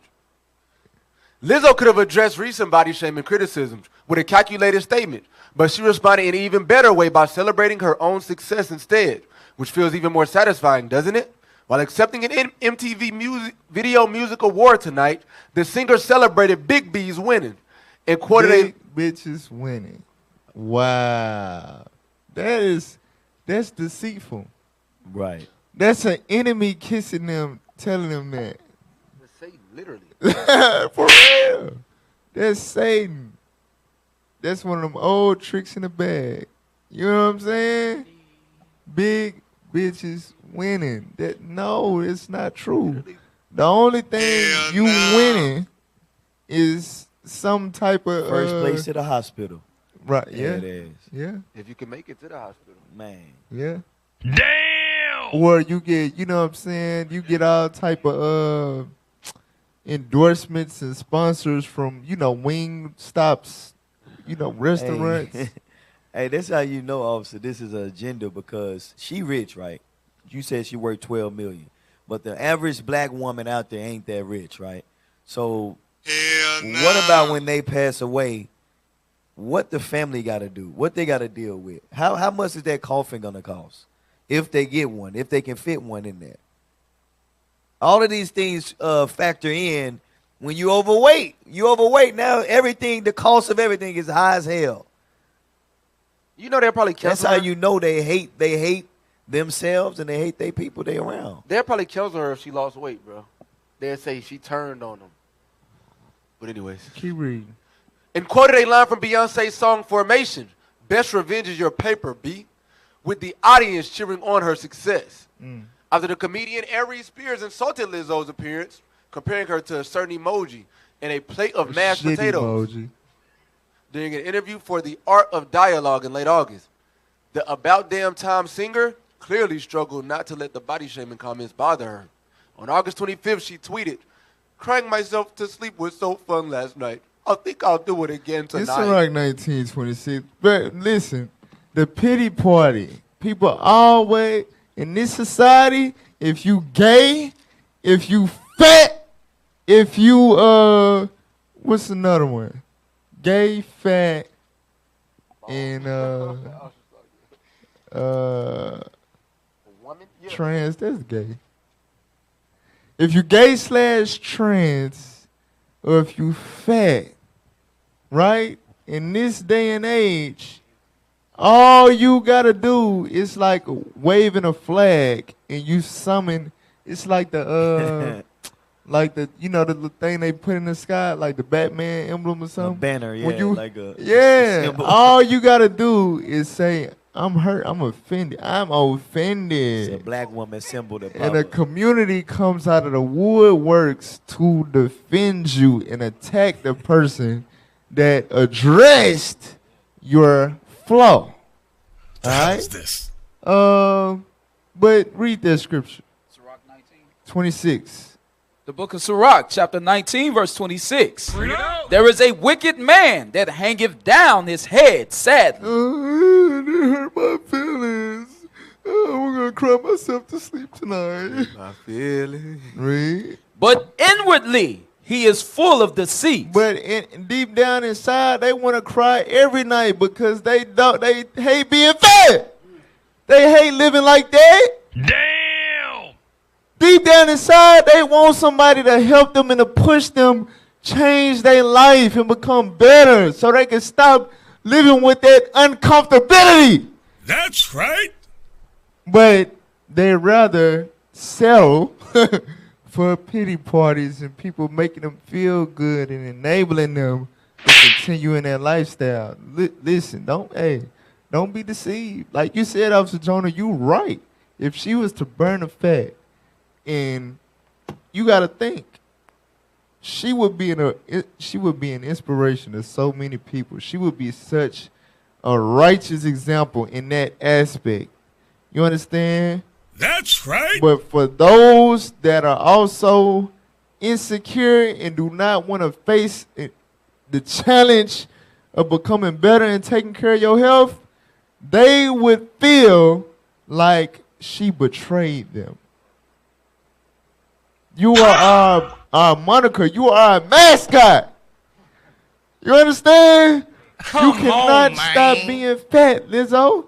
Now, I remember I believe she started losing some weight or something. It was like a year ago or something like that. If I'm not mistaken, because I made a post and I got like 50 comments on that junk from women coming in the fit. I'm like, what the heck? Y'all better get the hell up. The hell? But on a post, it's something, eventually it was like, would it be saying the post is not, it been removed or some shit or whatever? Yeah. So I forgot what she actually was saying, but I believe she was starting to lose weight. And basically, it was like the type of comments and feedback she was getting was, don't feel pressured. Like, you got to do this and do that because people are saying this and saying that or whatever. Because she was offended that people were still talking about her weight when she had been working on her weight. You understand? Now, instead of people telling her, girl, ignore the haters, stay focused, keep, stay on your progress. You're on the right path. Keep going. Don't worry about them. They was like, girl, you beautiful just the way you are. And nigga, we love you. And da-da-da-da, and the sister then backslid. And I guarantee you, them white folks pulled her into an office and let her know, listen, the reason why, without saying this, but basically, you are successful for being yourself. Boy, ain't no way, boy. If you discontinue being yourself, you know what I'm saying? You're no longer going to be the star that you've become. You understand? Basically saying, if you withdraw from being a staple in this agenda that we pushing to destroy your sisters, You understand? Then we're going to eject you from the industry. You're going to magically disappear. You understand? So you might want to keep eating them damn Twinkies. Hell no. I guarantee you. I guarantee you. They had that talk. But, you know, of course, with the words, you know what I'm saying? In a different way. But basically, like, you better not lose weight. The hell? Hey, you know how they do it? They keep her busy. So she can't work out. Okay, we just throw you stuff. But you saying something heavy. Fed. She need to get busy. Hey. You understand? Hey, but they keep her fed. Keep going to these events. But like you said, though, they'll fade her out. Because Jennifer Hudson? Where's she at? She done lost weight, Weight Watchers. She was the first big woman. I'm black. I'm big and proud about it. Now she gone. Damn! Like it was a male singer that the same thing. He lost weight and fell off the face of the earth. Fell off the face. It probably was Ruben Studdard probably. Right. He fell off. I'm telling you. It was mad when Adele lost weight.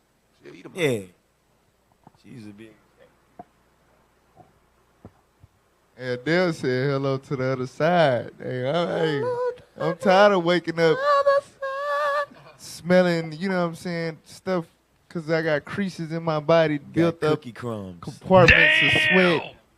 I then took a bath. I lift up my arm. I smell sour because it was a roll I didn't reach. She said, "Nah, I'm tired of that. I want my body to be. I want smooth surface.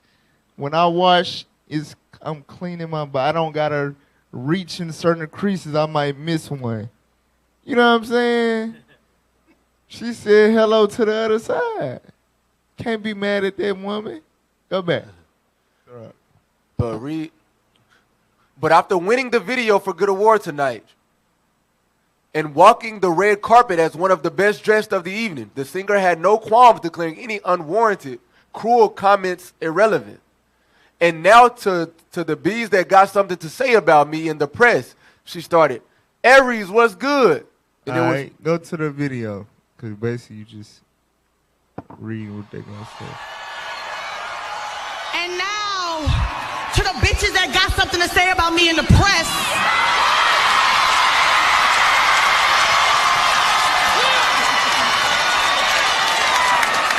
You know what? I'm not gonna say nothing. They be like, "Lizzo, why don't you clap back? Why don't you clap back?" Because, bitch, I'm winning, ho. Big bitch is winning, ho! That's what bitches show people, bitch! So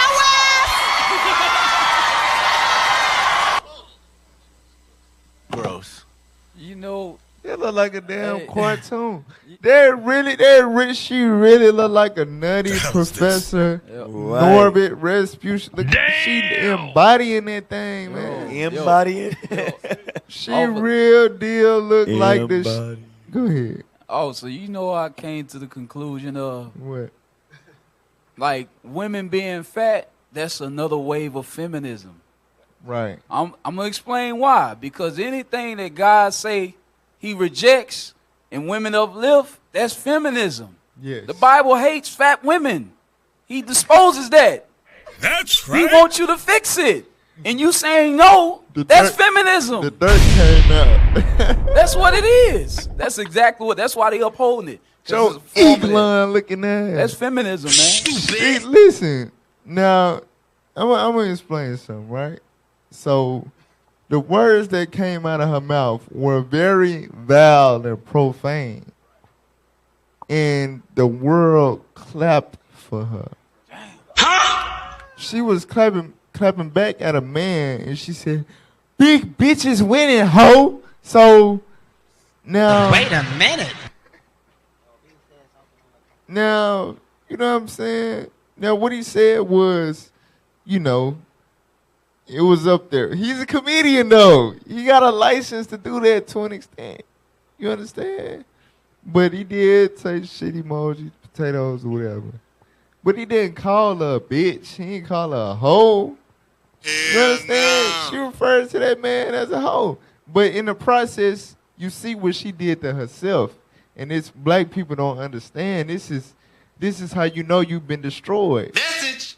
Big bitches winning. I'm a big bitch. I'm a big female dog. Come on, man. Look at me and then turn around and wag her damn tail. The hell is you understand? That's boy, ain't no way, boy. She making a mockery of her. She thinks she making a mockery of Congratulations, you played yourself. She making a mockery of herself. Big bitches winning. No, sister. You supposed to be. Think about what she doing to the youth. The young black girls that's growing up. They go from wanting to be a successful black queen, black princess. You know what I'm saying? A thriving mother, wife, whatever. I want to be a big bitch winning. You know what I'm saying? For real, I don't care about how much I eat or how much I don't exercise or whatever. Because big bitches winning. Big bitches winning. So I don't have to care about my health. And I listen, I got sisters that I love to death. I got two of my 4 blood sisters. You know what I'm saying? And I got sisters that's not blood that I love like blood. For real, sisters I love dearly. You understand? As my own soul. And y'all letting yourself go. And now y'all want to say, I got kids, pregnancy, blah, blah, with postpartum, whatever. Some of y'all ain't never had no damn child. You got to a certain age, you turn 17, 18, and you let yourself go. Birth control. Birth control. The hell is Church's chicken. Boy, ain't no way, boy. Right. You can't let the fried foods go. Women, I'm telling you, it is so hard to get modern women to stick to a diet. That's right. It is so hard to get modern women to stick to a diet. Boy, ain't no way, boy. They kryptonite is Chick-fil-A, Zaxby's, all this bread, fried this, fried that. They just can't get away from it. But it's okay because big bitches winning. Damn. The hell is this? What I'm trying to see is, what are they winning in? What, they're not winning. You're lying. You are a liar. Can I get a script? You ain't winning the Biggest Loser competition. You're not winning that, right? It's reverse psychology. Well, that's what they sold her behind doors. Big women are winning. It's in. The big things are in. Go to Sirach 6. I'm gonna use this scripture. Sirach 6 and verse 10. This is how you know your friends around you ain't your friends. The book of Sirach, chapter 6, verse 10. Again, some friend is a companion at the table. When you eating dinner, nah. When your big ass at the table, in your prosperity was going into, but when you at the table, when you dining, when you living good, they with you. That's a friend that's with you, but what? And will not continue in the day of thy affliction. But as soon as you, like you said, if she down and out, they ain't gonna be with you. All of a sudden, your friends that you had around you, they fading away.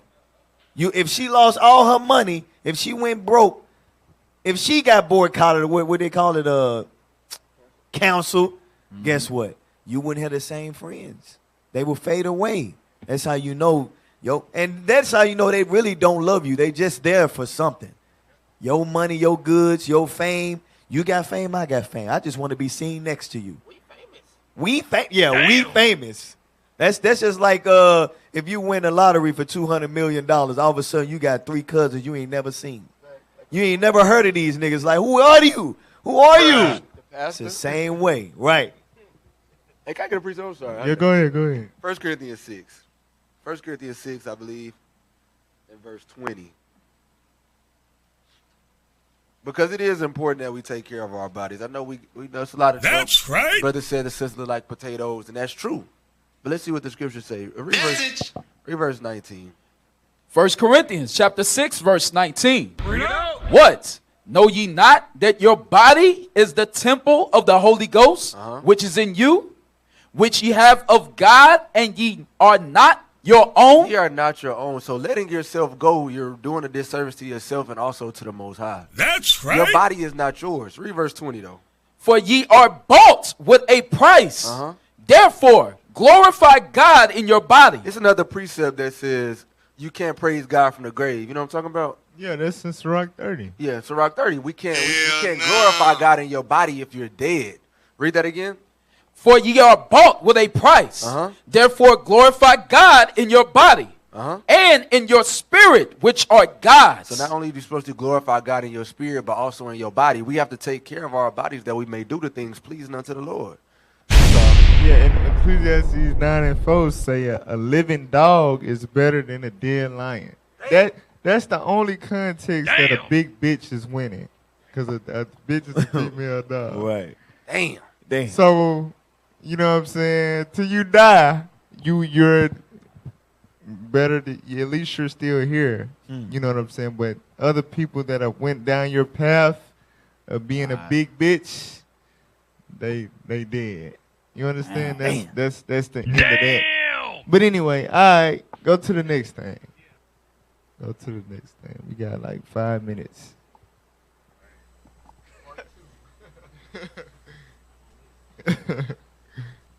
All right. So now this clip right here is gonna show the hypocrisy when it came to men. When they was addressing a brother looked like he been gaining weight, they didn't say that was fat shaming, body shaming, but was sister way more out of order. You understand? Lizzo, her stuff was empowering. Come on, play the man. video.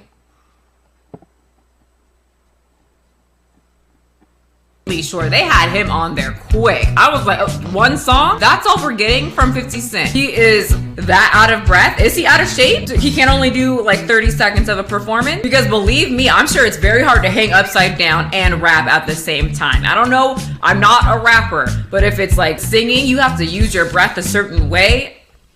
You get out of breath real quick upside down. That's hard. I understand, but I just noticed it was very quick. They said, get him out there. He out of breath and cut that. Bring out Eminem. Like I said, looking at the pictures, 50 Cent is not obese. Like if we are comparing him to Lizzo, Lizzo is fat. Don't be offended. She has said before that she is fat and she is queen of the fat girls, something like that. She said that, but she's fat. Just looking at her, we all know she's fat. She's obese if you want to be technical. She's an obese woman. Looking at 50 Cent, he's got muscle. He's actually visually fit. And I mean, it does take some type of strength and training and conditioning to be able to stay in that upside down position and be able to rap at the same time. Pause it. Hello, editing Michelle here, because I can hear some of you women twisting and turning my words around, saying that I said Lizzo isn't fit. I didn't say that. She definitely is fit, and it takes a lot of strength and power and conditioning to do what she does. The point is that 50 Cent has muscle. We can visually see his hard work, but he gets called fat. Lizzo is clearly obese as hell, and the moment someone brings up her weight, people rush to her aid and say, but she's fit. Can you do 8 hours? Come on, man. All right. Hey, go to Proverbs 11 and 9. Why she shaped Proverbs like that? 11 and 9, man. Why she shaped like that, The hell man? is this? What is that? Man. Boy, ain't no I'm way, trying to boy. think But she of got kids? something. She got kids? She got kids? No. No. Why you built like that? No. She don't got kids. Proverbs 11 and 9. The book of Proverbs, chapter 11 and verse 9. An hypocrite with his mouth destroyeth his neighbor. A hypocrite. That's what you see, hypocrisy. You 50 Cent getting fat, just because he 40 something now and he ain't got the same definition he had on the in the club video 20 years ago. It's called aging. You understand? Or he probably been working hard, had to take a month break from the gym and lost a little bit of definition. But he is not blubbery. He is not, no, but he got He got fat. He got humiliated. He got insulted. But Lizzo, fat ass, when she performed, it was empowering. Oh, you better not say nothing about my. You better slay queen. Right. Yeah. Right. Not knowing that is destructive. That is destructive. That is destructive to that sister. You can destroy 50 Cent spirit. You understand? Because he not fat. But by the hypocrisy in your speech, now he a man. So he manned up. He got in the gym. He just did an interview a couple days ago. They were like, oh, man, you been working out, you know. Like, yeah, I had some naysayers, you know, had to show them. You know what I'm saying? Why the sisters don't do that? Yeah, 50 Cent took accountability. Right. He said, okay, I'm going to go ahead. Exercised and got right back to what we know him as. But the hypocrite, by them, with that narrative and all of that, you understand? Enabling this sister. Hey, She's obese as hell. This how you know that. It's not empowering. Damn. It's enabling. Lord back. This is how you know people around her don't care or love her, because she's got all this money, but she ain't in no fitness. She ain't promoting fitness for the big women. She ain't saying, hey, you can do this, or she ain't making it a cheaper way for them. She can show them, hey, just walk around the house. I got a big house. Let me walk around it for a little bit. She ain't doing nothing. She don't give a damn, and they don't care around either. Her audience is women that want to stay fat. Right. All right, go to the next video real quick. We're going to end it. Go to the next video real quick. So this just another person, this, you know, the enabling. And this is what leads to people like Lizzo's entitlement. Watch, play that. Now this old, but still. All right, play that. Lizzo took to Instagram Live shortly after the video's release, where she broke down crying over some of the comments she read, explaining that all she's trying to do is just make music that helps everyone. I'm putting so much loving energy into the world. And bro, sometimes I feel like the world just don't love me back. Lizzo went on to explain that she hasn't even had a moment to sit down and congratulate herself over the fact she's released a brand new song, and admitted that she's feeling overwhelmed. While these types of rude remarks don't typically bother her, she went on to say, I just think when I'm working this hard, my tolerance gets lower, my patience is lower, I'm more sensitive, and it gets to me. Lizzo has been trending on social media all weekend as fans and celebrities have been rallying to support her, including Cardi B, who defended her in a series of tweets. Cardi began by saying, when you stand up for yourself, they claim you're problematic and sensitive. When you don't, they tear you apart until you're crying like this. Whether you're skinny, big, plastic, you're going to always try to... Stop. And this is where shit go left.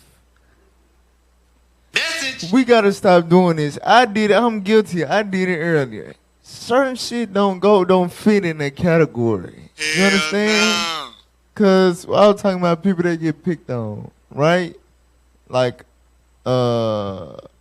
mentally challenged people, handicapped, like born with physical ailments. Right. Short people got picked on. Those three categories in a category by themselves.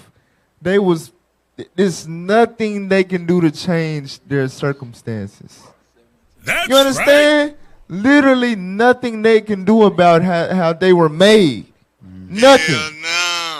If you get made up because you skinny, if you get made up because you fat, if you get made fun of because you plastic. For one, now we got to think about this. Examine this, right? Plastic shaming. It's not a real thing. But what she's saying is, people, because you had that banging body like Cardi B, right? And then somebody be like, it's fake. You got surgery. So she putting that in a boat where she basically trying to make it seem like she relate to Lizzo. People address her for being fat. People address Cardi B for being plastic. it's not the same. It's not. It's not the same. You plastic because you wanted your body to look a certain way. You understand? She is fat because she don't want to take accountability for her health. Congratulations, you played yourself. That's two different things. They don't go together.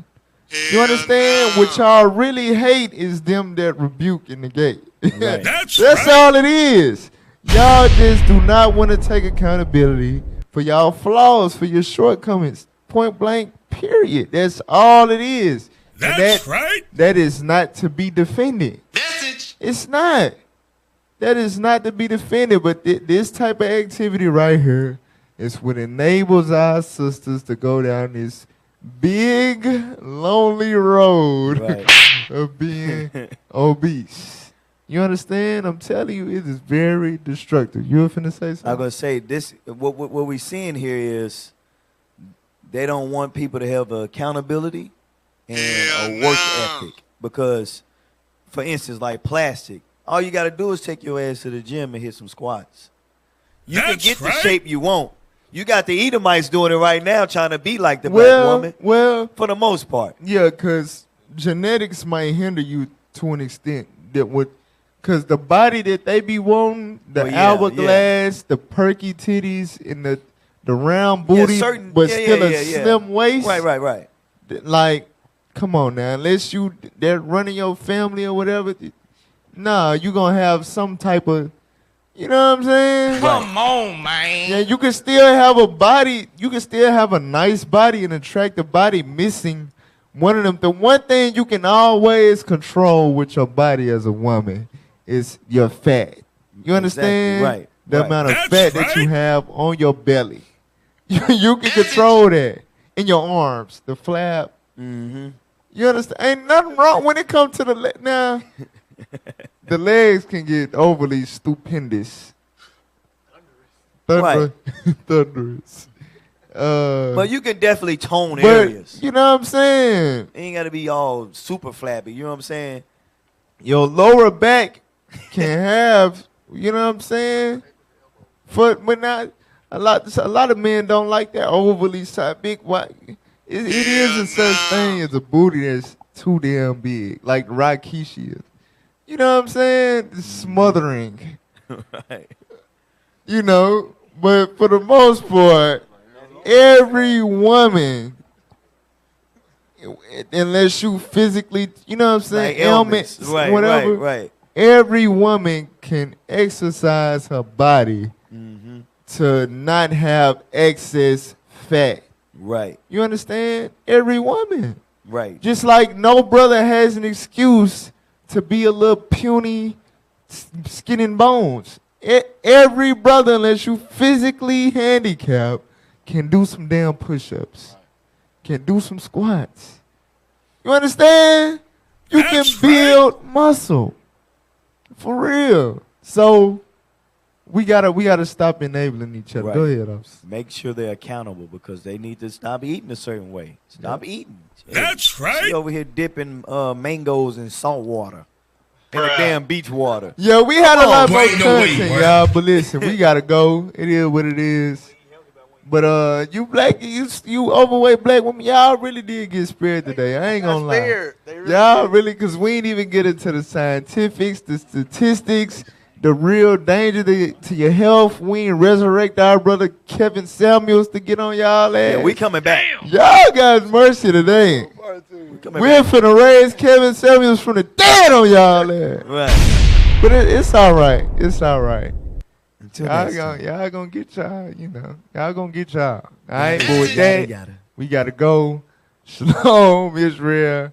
Make sure y'all subscribe, like, share, comment, all of that, all right? We gonna be back, Lord's with it next week with more on Let's Talk Truth.